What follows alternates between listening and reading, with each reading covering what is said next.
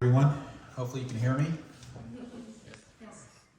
So I'm excited to be here today. I'm a reformed politician. I get to do 18 years, and my employment status changed, and I decided it was time to no longer be in the House of Delegates. And I worked very closely with a good friend of mine, Reed Novotny, who I was able to get appointed to replace me in the Maryland House of Delegates. He's now running for state senate.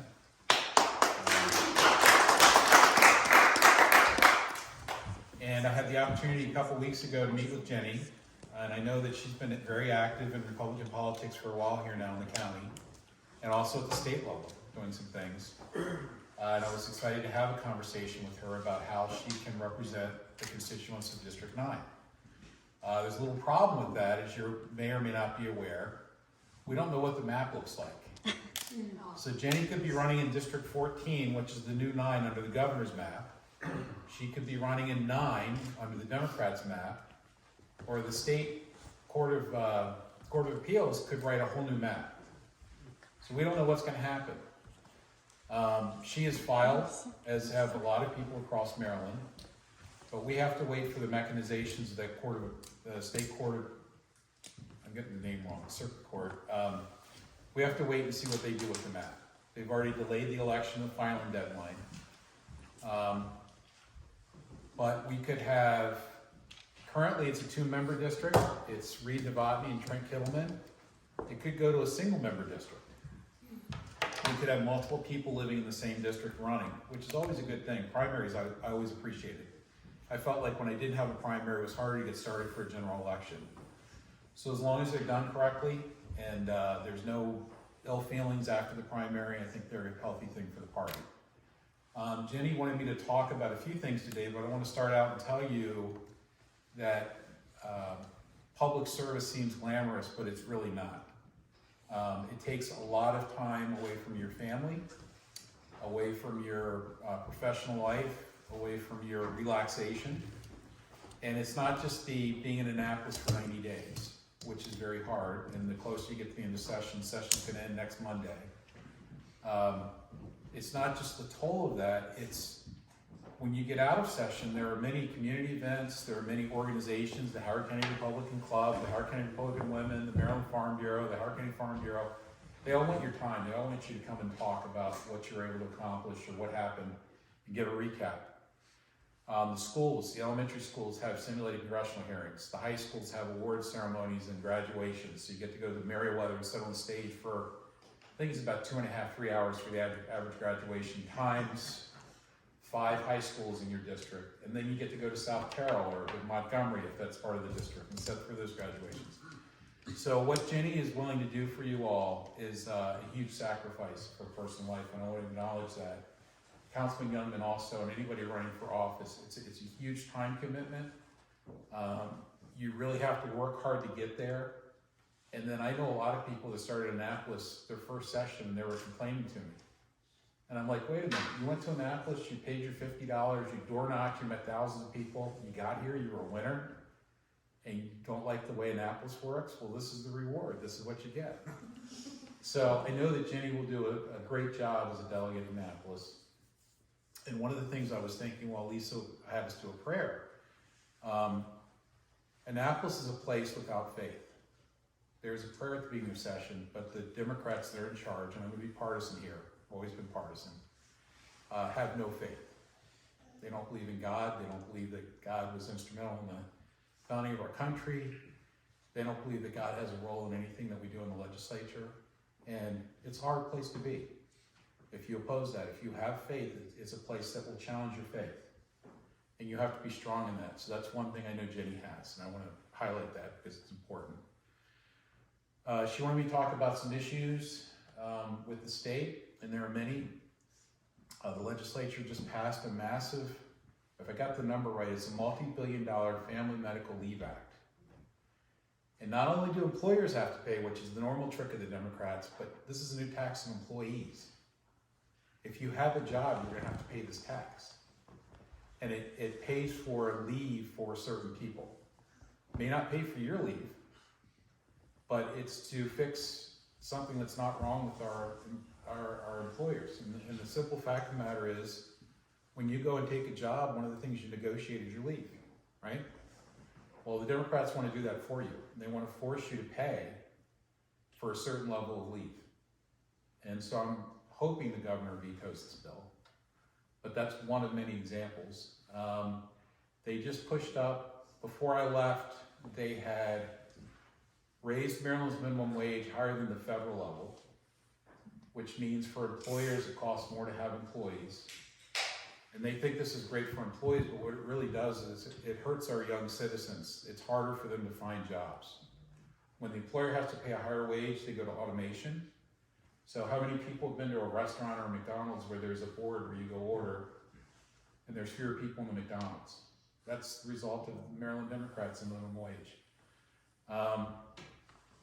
So this is another thing, they just pushed the dates up. It was supposed to go up to $15 by 2025.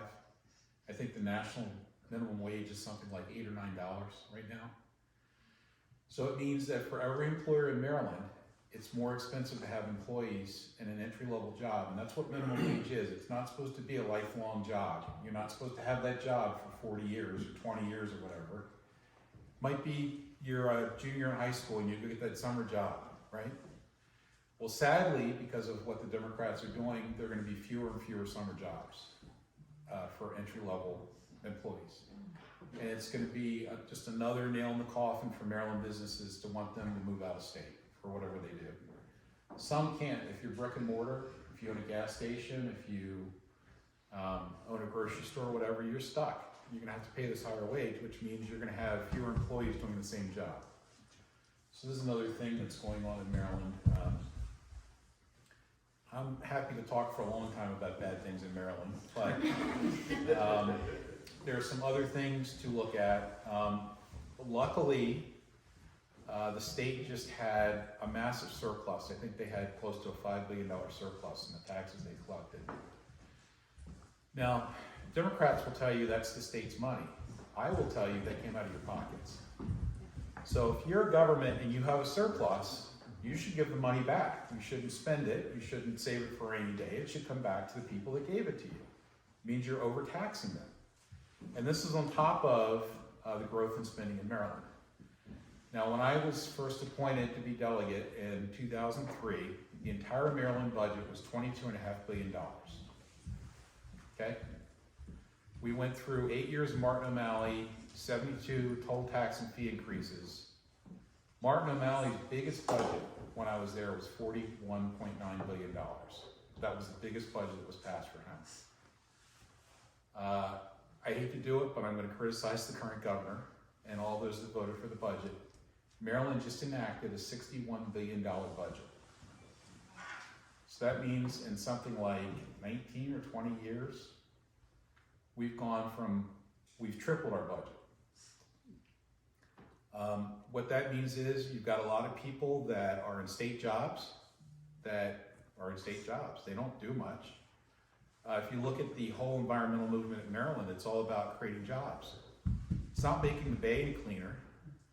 It's not making the air any cleaner, but it's more people that have jobs to advocate for more money, for more jobs. It's not what our state government should be doing. We need to take a serious look at our spending priorities. Sadly, the Democrats have this all-in mentality where they need more money. And they give the money to the unions and to the environmental groups, and those groups turn around and support the Democrats, and they get elected to office, and then they give more. It's a never-ending cycle, and David sees it on the county council level too. So it's something we need people like Jenny, when they get elected, to fight. We need to go to Annapolis and be fiscally responsible for the people we represent, and that's a hard job to stay on top of. If you're on a budget committee, it's a lot of minutia. Our governor writes the budget, so it's not like you can blame the Democrats for the spending. It's the budgets are written by the governor and his cabinet agencies. They compile them, they submit them to the legislature, and the legislature has a narrow range of whether they can add or cut spending in certain areas. It's obviously a broken system because the spending has far outpaced what fiscal sanity would tell you would be reasonable for a state like Maryland to spend.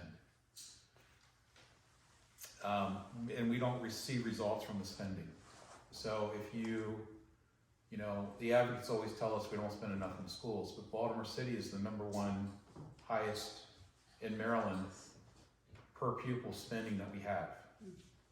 And that money goes to a place called North Avenue. That's where the Baltimore City Schools headquarters is. And it goes in a lot of people's pockets, but it never really gets to the place where it needs to be, which is helping their students be literate and to be able to graduate from high school. And if you look at the success rate of Baltimore City Public Schools, highest spending, lowest success rate. So that's obviously something that's broken that needs to be fixed. The Maryland Democrat Party is not willing to fix that. And they will always tout to you how great Maryland schools are. They're really great if you have a white kid. But if you're the child of a minority, they're not so good. They're down in the 40s. If you rank states, top 50, they're like 45, 46 for kids in Baltimore City and Prince George's County. And that's with all this spending. So there's obviously a broken formula there. So we need people like Dr. Zhang to get to Annapolis and to fix those things. I think you also wanted me to talk about farming. Yeah. And so the thing I will tell you that most farmers will tell you in Central Maryland and Howard County is leave us alone. Right, David? Leave us alone. Good intentions in Maryland are killing our farming community. A farmer now, in the old days when I was growing up, if you had a dairy farm and you needed to spread manure, you'd go out, spread it on the field, it helped the crops, everything was great. We now have a very precise application process. You have to be a lawyer. You have to submit your spreading time, how much quantities, a whole calculation you have to go through to the state and get it approved. And if you're off by in as much of a day in spreading that manure, you're fined. Somebody's good intention has never farmed in their life, right? Farmers are small business people, so the same bills that I mentioned that impact small businesses impact farmers. Howard County is somewhat fortunate through our Ag Pres process. I think, is it 56 or 62% of the West between Parkland and Ag Pres? Last I heard, it could have changed. It's about 62% of Western Howard County is not eligible for development. So for the parcels that are left that aren't in Ag Pres, that aren't in Parkland, there's going to be very limited growth in Western Howard County unless there's a way to break that. And one way they want to break it, they have these plans that come out every 10 years. They want to push public water and sewer west, and it comes almost to 32 now. If you look at dividing line, it almost makes it to 32. But the minute they get public water and sewer anywhere, they can do higher density. So they can do Section 8 housing, they can do apartments, they can do things like that. And that's not what we need in places like Lisbon and Glenwood and Glenelg. We don't need high density developments. The roads aren't made to handle it. The county doesn't maintain the roads very well as it is. Not to knock the county, but in the state. Yeah. So as far as farming goes, we need to leave the farmers alone. We shouldn't be in a place where we're dictating to a farmer how to run his farm. They do okay. And I was looking earlier, they actually have a state score sheet. I'm going to cheat a little bit because I'm not in Annapolis, I'm not as familiar with these bills. I found it interesting that they're opposed to the legalization and regulation of cannabis, which is going to be something you can vote on in November. The Democrats want to have a ballot initiative for you to legalize recreational marijuana. And where we stand on that, the Maryland Farm Bureau is opposed to it. They're also, like I said, opposed to the family medical leave insurance program establishment because the farmers are going to have to pay that and the farm employees are going to have to pay that. The state minimum wage increase that I brought up, they're opposed to that. Let's see what else here. There is a bill for protection of old growth forests. And if anybody that follows small churches, communities that have to, like when the developer impacts land, they have to reforest a sizable amount of that land. And that can be an unreasonable mandate. The cost of reforestation can far exceed the cost of the project we're building. So I'm sure this is a bill like that. Another thing I wanted to talk about was state, because I serve in the Economic Matters Committee, which is one of the 6 committees in the Maryland House of Delegates. I want to talk about the state energy policy. They are making all of you subsidize solar and wind energy to try to say it's cost effective, okay? It's not. It's the money coming out of your pocket. So your utility bills, for an average house, I think that uses about 1,000 kilowatts a month, Marylanders pay somewhere like $30 to $40 more than people in Virginia because of these legislative mandates on your utility bill. In 2027, Calvert Cliffs license to operate their nuclear facility will expire. The Democrats have gotten rid of most of the coal-fired power plants in the state because they believe they're dirty, but they're cheap. They produce cheap energy. The Democrats have banned fracking in Maryland, the way that you get natural gas out of the ground. So in Pennsylvania and West Virginia, they're fracking. So a couple things. We are more reliant on upwind states, Pennsylvania, Ohio, and West Virginia, for their coal-produced power because of what we've done in Maryland, what the Democrats have done, which costs more because it has to be transmitted over lines. So that's the first problem. The second problem is we're not doing anything about furthering our nuclear energy, which is a clean, renewable energy. And we're investing heavily. They have climate goals that are unreachable, unattainable with current technologies. And even with future technologies, they're gonna have a hard time meeting the legislative goals they're setting. Solar and wind, if it's fully built in Maryland, I read something, it'll get us about 14% of what we need for electricity. And all you have to do is go study what's happened in California. California went crazy with these mandates about solar and wind. They typically have rolling blackouts. They have these smart thermostats. On a warm day, they can cut your air conditioning off. On a cold day, if they're getting high usage, they're gonna cut your heat off. Now, how many people want some utility controlling how much heat or cooling you can have in your house? And that's unheard of. You're paying for that. So this is an area where I think Maryland Democrats, it's an issue that's come up in the election, and they've gone way overboard with what they're trying to force Marylanders to live with as far as energy policy. The costs are very high. The grid is going to be, the energy grid is going to be less able to handle the load. And you know, at the national level, they're telling everybody you should buy an electric car. Well, let's take this neighborhood. Let's take everybody buys an electric car. You all need to charge it. So it's nighttime, you all plug your electric cars in. So if we have an unreliable grid and we start having communities with all electric cars, what do you think is going to happen? There's not going to be any electricity for those cars. So this is a huge problem with the thought process of the Democrats in Annapolis. They don't think things through that they pass. It's the passion of the moment. We need to have this really great sounding goal, but then the execution of the goal is going to cost all of us lots of money and be problematic.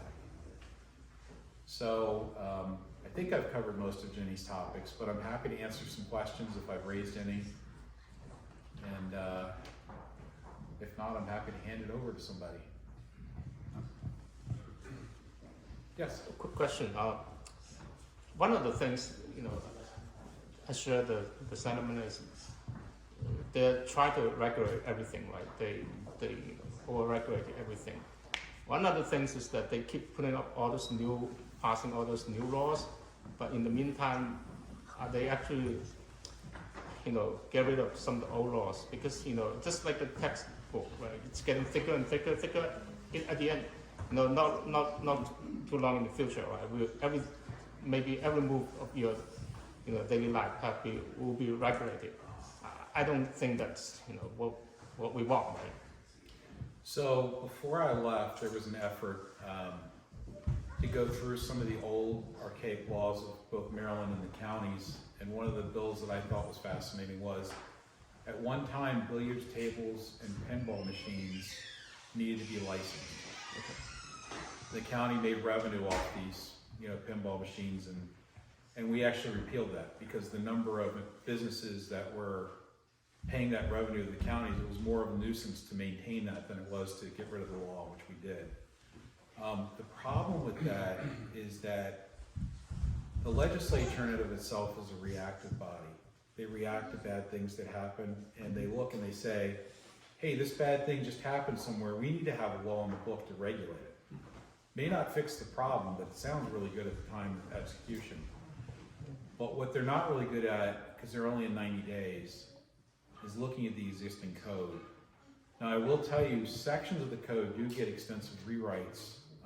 The lawyers and legislative services will go back, and they did that about 3 years ago for Maryland's alcohol laws. They went back and because over time, when you pass a law, you're just inserting, it might be a paragraph, it might be a comma, it might be a page of text into an existing law. Well, over time, that gets to be pretty messy. Right. So for the alcohol law, since we have something like 130 bills every year regarding alcohol sales, it made sense to go back and clean all that up. And the unfortunate part of that is when they did it, they hurt some businesses that the way the law was written under the old law, they were able to do something, and when it was rewritten, it took that ability away. Because Maryland's alcohol laws are restrictive. If it doesn't say you can do it, you can't do it. So hopefully yes? I'm going to piggyback on this gentleman's question, because I don't think most people in this room are aware about how many bills are presented at the General Assembly every year and about how many bills pass. So this is adding up year after year. So, when I was there, and it might be slightly higher, I haven't looked at the bill counts. The House of Delegates, the high water mark I remember was the fourth year, which is this year. It's about 1,800 bills. Now, there are 141 delegates, so you can divide that out and figure out an average. Now, some of those bills are requested by the county, some of them are alcohol bills, some of them are bond bills for funding issues, so there are numerous of those type of bills that may or may not be tied to an individual legislator.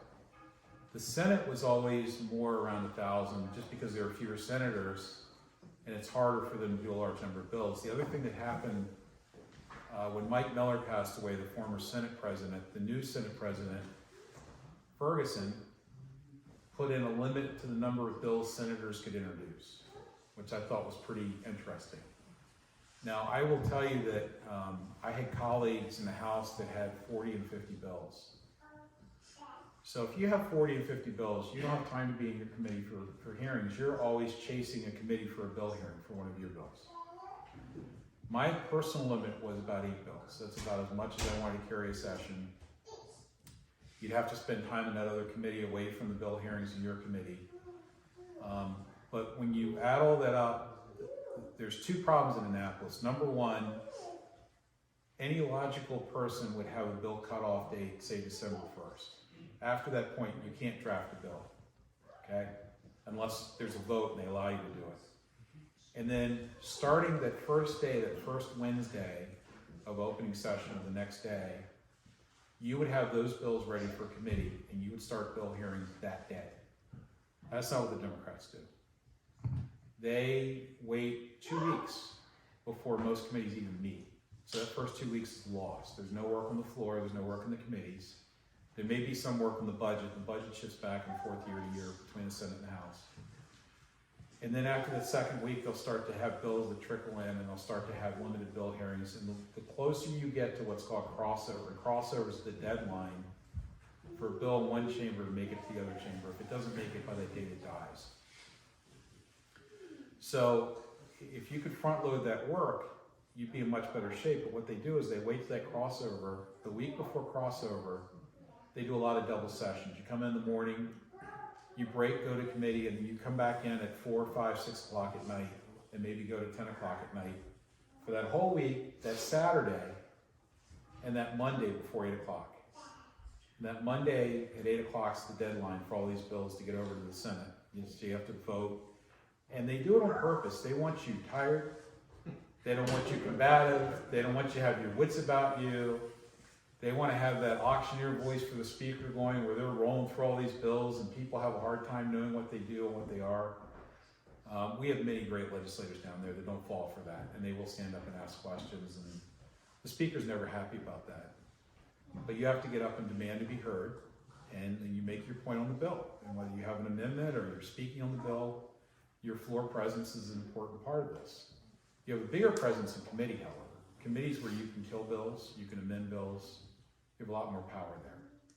But yeah, it's the workload over time has gotten more and more. They've hired more legislative staff to be able to write more bills. And so it's a big workload down there for 90 days. And I'm not at all saying we should have more than 90 days. I think that's too much. In the old days, Maryland had a 45-60. So the non-budget year, they had a 2-year budget process. So the non-budget year, like Virginia, they'd go on for 45 days. And then when they had a budget, they'd go on an extra 15 for 60 days.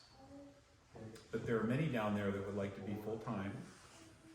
They would like to have $100,000, $125,000 salaries of legislators, work 3 days a week. That's what they want year-round, like California or New York.